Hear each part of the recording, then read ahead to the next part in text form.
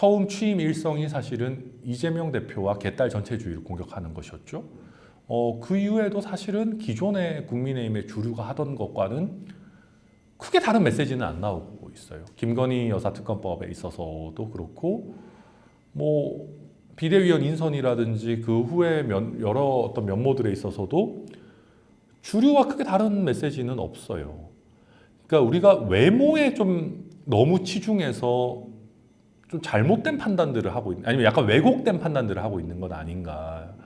저는 그래서 외모 요소를 한번 지우고 한동훈 장관의 연설과 메시지와 행보를 분석해 보면 뭐가 남지? 그러니까 뭐가 다르지? 그러니까 저는 그 지점이 드는 거죠. 물론 외모나 생물학적 나이도 중요하죠. 하지만 그게 본질은 아닐 것이다. 그리고 젊은 세대의 지지로 끌어낼 수 있다라고 하지만 여론조사 지표상으로 한 번도 그게 증명된 바가 없어요. 젊은 세대는 젊기만 하다고 해서 지지하는 게 아니거든요. 권력이 잘못된 길로 갈 때 거기에 대해서 비판할 수 있어야지 젊은 세대들이 열광하고 지지하는 건데, 그런 요소들은 지금 하나도 보여지진 않는다. 국민의힘 지지층의 결집이나 환호를 이끌어낼 수 있을지는 몰라도 그 이상의 확장적인 면모는 지금까지는 안 보입니다. 근본적으로 뭐가 다른지 솔직히 잘 모르겠습니다. 황교안 대표의 커리어도 사실 어마어마한 분입니다. 그렇기 때문에 저는 근본적으로 크게 다르다고 생각하지 않고, 그 욕망을 자극하는 면들은 분명히 있기는 있을 겁니다. 근데 그것은 과거의 보수 정당이 세련된 엘리트를 내세웠을 때마다 되풀이됐던 것들입니다. 그게 뒷받침되려면 결국은 어떤 아젠다와 비전이 동반이 돼야 되는데, 그걸 보여주실 수 있는 공간이 없는 것 같아요. 대통령께서도 공간을 열어줄 생각이 별로 없는 것 같고, 본인도 거기서 이탈할 생각도 없으신 것 같습니다. 지금까지 보기에. 대표적으로 김건희 여사 특검법 같은 얘기를 자꾸 하게 되는데, 어쨌든 제일 특징적인 거니까. 김건희 여사 특검법에 있어가지고 절충안들을 많은 사람들이 제안도 하고 주문도 했어요. 사실 보수 성향 언론들에서도 총선 이후에 하는 절충안 정도로 좀 해보면 어떻겠냐라고 했을 때 바로 대통령실에서는 일축해버렸거든요. 원래 우리가 정상적으로 정치가 작동을 하려고 하면은요, 약간 대통령실에 조금 공간을 열어주고 한동훈 장관이 민주당에서 어차피 안 받을 거니까 한 번 정도 던져야 돼요. 총선 지나고 하자. 그래, 특검 받을 건데 지나고 하자.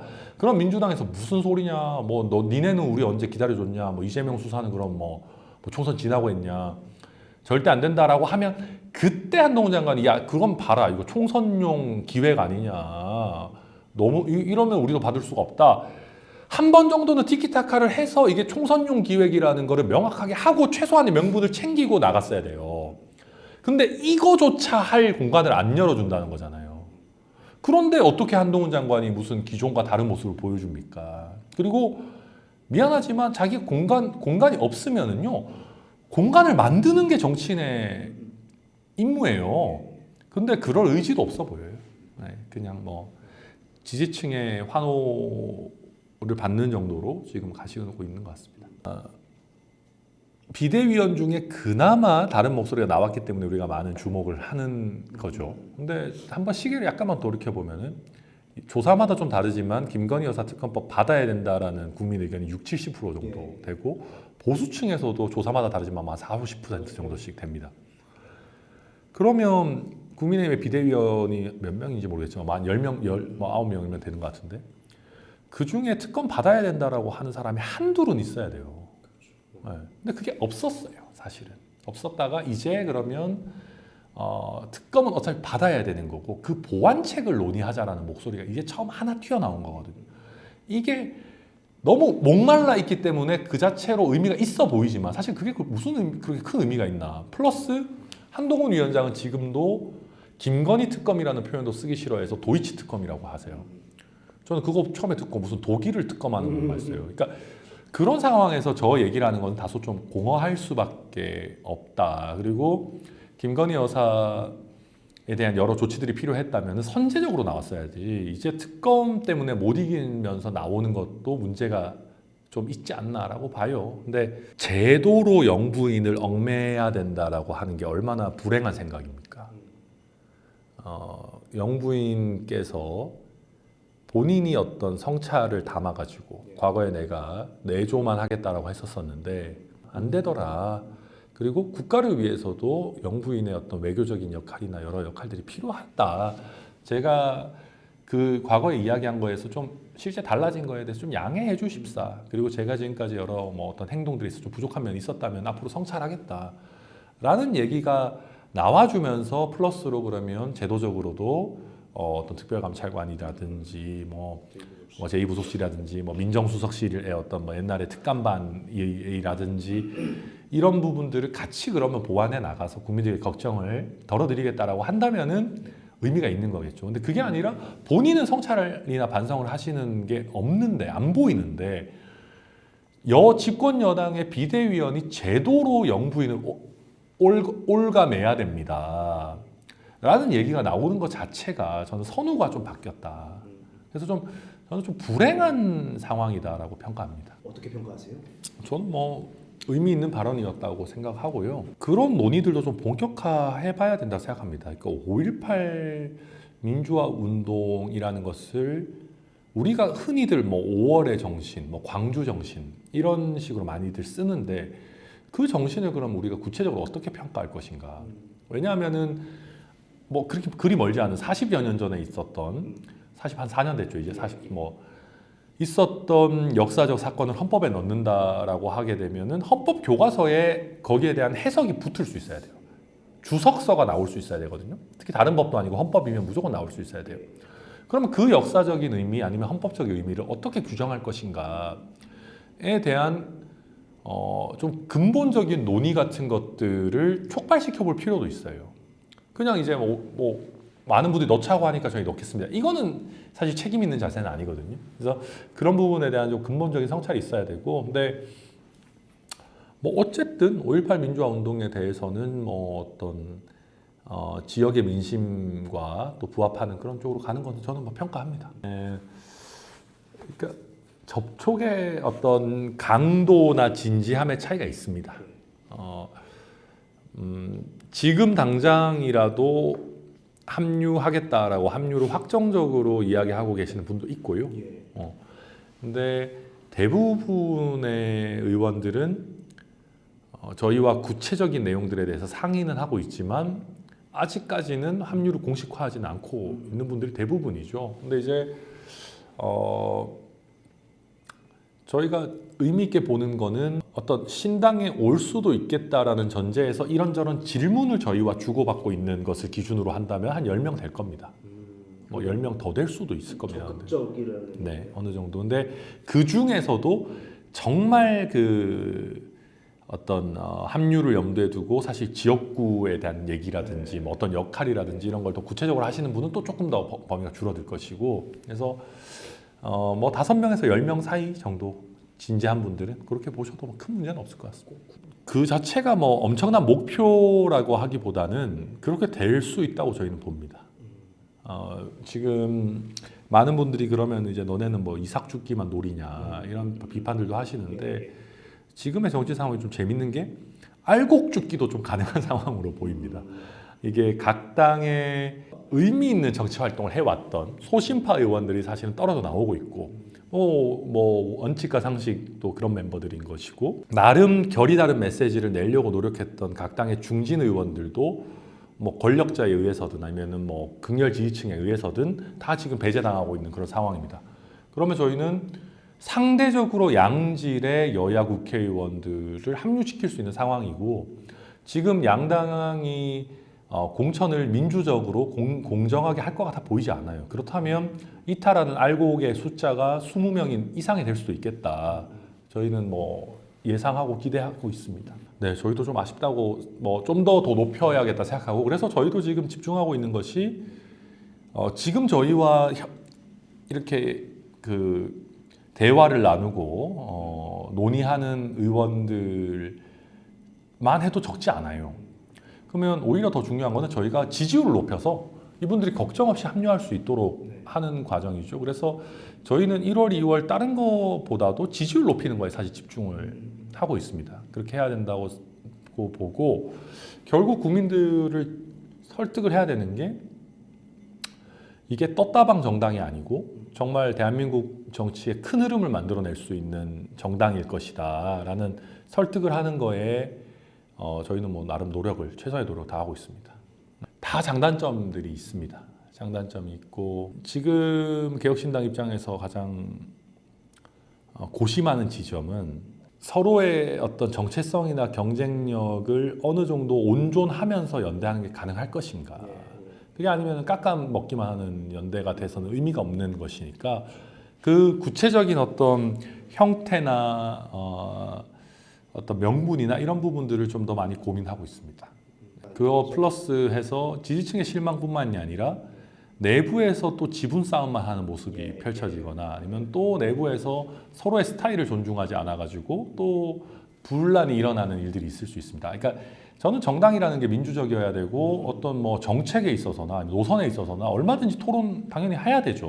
해야 되고 할 수 있어야 되지만 서로에 대한 존중이 결여되어서는 곤란하다라고 보거든요. 그래서 그런 어떤 이준석 대표가 예전에 이제 비빔밥론을 이야기하면서 했던 공존이라고 하는 것이 어느 정도 수준에서 가능할 거냐 저희 면밀하게 지금 고민 많이 하고 있습니다. 지금 이제 신경민 전 의원은 그런 얘기를 했어요. 거기서 조건 없이 연대하고 싶다. 그리고 이낙연 전 대표와 본인은 당에서 중요한 역할을 하지 않겠다. 오히려 젊은 세대가 전면에 나설 수 있게 뭐 이렇게 공간을 만들겠다. 뭐 다 듣기 좋은 말씀이고 뭐 다 일리 있는 말씀이죠. 근데 이제 아직까지는 저는 이제 그 자리에서 연대 그 자체가 목적이 되어서는 안 되고 원칙이 있는 연대가 돼야 된다. 그리고 서로 경쟁력을 높이는 연대가 돼야 된다라는 말씀 드렸고 저도 아직 조심스러운 것이 이낙연 전 대표의 신당의 모습이라는 게 아직까지는 구체화되진 않았습니다. 사실은 뭐 공식화 이제 곧 뭐 되겠지만 그러다 보니까 지금 어떤 형태로 이게 될 것인지를 좀 면밀하게 저희도 보고 있는 단계예요. 솔직히. 네. 다르게 만들어야죠. 그러니까 저희가 사실 바른정당이나 바른미래당을 굉장히 반면교사 삼으려고 노력 많이 하고 있어요. 바른정당 대해서는 빠지는 정당이 돼버리면 답이 없거든요. 그러니까 바른정당은 사실 처음에는 어마어마한 당세와 지지율을 가지고 시작했습니다. 근데 점점 사람들이 떨어져 나가고 자유한국당에 돌아가고 막 이러면서 점점 이제 당세가 떨어지는 형태였고 저희는 반대로 이준석 전 대표 혼자서 사실은 갈비집에서 창당 선언을 하고 점점 사람들이 이제 붙는 형태의 상승 곡선을 그리자라는 반성적 고려도 사실 많이 했고 바른미래당과 관련해서는 이게 저희가 자칫 어찌 보면은 약간 너무 이제 우리 위주로 하려고 한다라는 오해를 받을까봐 사실 말씀드리기 좀 조심스러운 부분이지만 가치 체계를 세워야 된다고 생각하는데 결국 그 가치 체계라고 하는 것이 산업화와 민주화 이후에 어떤 미래 담론이 되어야 된다고 저희는 생각하거든요. 저희 그래서 말끝마다 미래 얘기를 하는 것이 제가 아까 서두에도 민주화와 산업화의 어떤 기억이 너무 강렬하기 때문에 한국 정치가 앞으로 못 나가고 있다. 자꾸 과거팔이하고 그게 팔게 점점 떨어지는 상황에서 상대방이 더 나쁜 놈이에요를 지금 사실은 답습하고 있다고 저희는 생각하는데 그러면 그게 꼭 생물학적으로 나이가 어려야 돼, 젊어야 된다라는 것은 아니지만 미래 세대가 공감할 수 있는 담론들이 중심이 돼야 된다. 그리고 젊은 세대의 어떤 집단 지성들이 작동하는 정당이 되어야 된다라는 생각을 많이 해요. 뭐 연대나 결합이나 됐을 때 잘 유지될 수 있을까 고민을 많이 하고 있어요. 그러니까 지금 저희도 굉장히 그런 지점들을 시스템적으로 만들려고 노력 많이 합니다. 뭐 예를 들면 저비용 구조로 만들어서 지속 가능성을 높이고 사실 저희 당원 게시판 한번 보시면 뭐 이렇게 게시판이 난장판이거든요. 막 온갖 글들이 막 다 올라오고 막 엄청 막 활발해요. 근데 그게 저희는 어떤 기대를 갖고 있냐면은 과도기가 좀 지나고 나면 이 어떤 온라인 공간에서의 활동으로 시간과 돈의 제약을 받지 않고 거기서 자기가 사람들의 공감을 많이 얻으면 정치적인 어떤 세력화 내지는 어떤 본인의 입지를 쌓는 단계까지 저희는 열어 놓고 싶어요.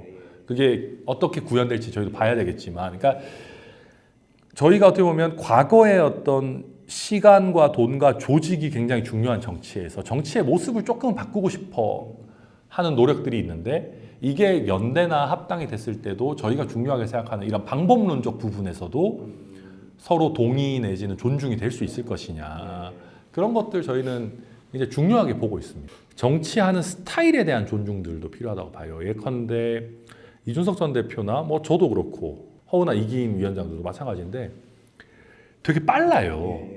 이슈가 나오면은 막 회의에서 정하는 게 아니고 그냥 SNS에 바로 올려버리고 방송 나가서 사실 뭐 100% 확정되지 않았더라도 우리 이렇게 할 겁니다라고 얘기하거든요. 근데 이거에 대해서 만약에 이낙연 전 총리 입장에서 보면은 얘는 왜 이렇게 가벼워, 경솔해, 신중하지 못해가 될 수 있는 거예요. 반대로 저희가 이낙연 전 대표를 보면은 왜 이렇게 너무 느리시지? 할 수 있는 거거든요. 근데 이게 잘 되면, 잘 공존되면 되게 좋은 시너지가 될 수도 있는데 그게 서로가 서로에 대한 존중이나 이해가 부족하면은 쓸데없는 거 가지고 싸우게 되거든요. 그래서 저는 대화를 할 거라면은 막 큰 틀에서 뭐 우리 무조건 막 대의를 위해서 이런 소리 하지 말고 아주 구체적으로 각자의 방법론들이나 정치하는 스타일이나 이런 것들을 터놓고 정말 구체적인 얘기들을 해야 된다. 그렇게 생각합니다.